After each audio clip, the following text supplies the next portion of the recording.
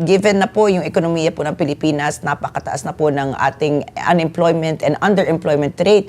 Halimbawa po talagang magtuloy-tuloy po itong deployment ban sa ating mga apektadong OFWs, kaya po bang i-absorb ng ating ekonomiya sila? I doubt that because nangangako nga ang DMW na merong, if I read the papers today, there are 200 job orders available. But yung qualification ng mga OFWs na umuwi, karamihan yan ay DH. You are skilled. Yeah.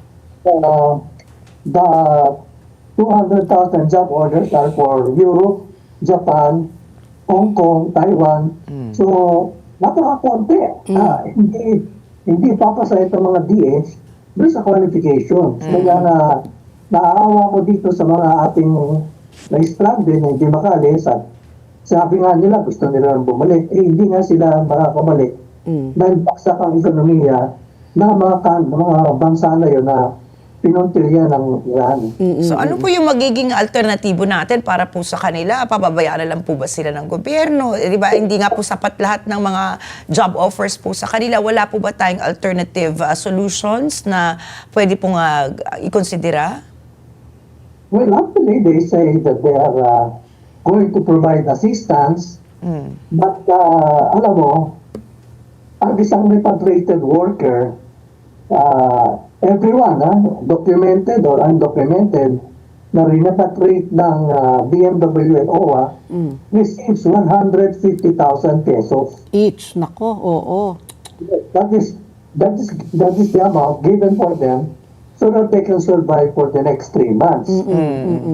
That if they still don't get a job, aside from the Middle East, magkahanap sila ibang trabaho sa ibang bansa.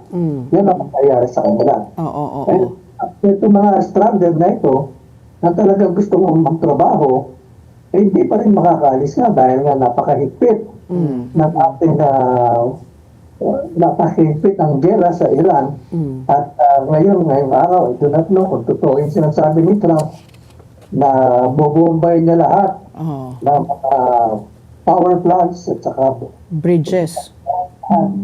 Ay, ako sana hindi mangyari yan dahil that is an international crime against humanity. Ngayon, tayo, umaasa lang tayo. Alam mo, napakarami nga nating OFW sa Middle East. We have 2 million in the Middle East alone. Yes. And so far, we have brought home 4,000, magiging 5,000. And dadagdag pa sila ng repatriation flights. 7,000. Paano itong mga tao na ito?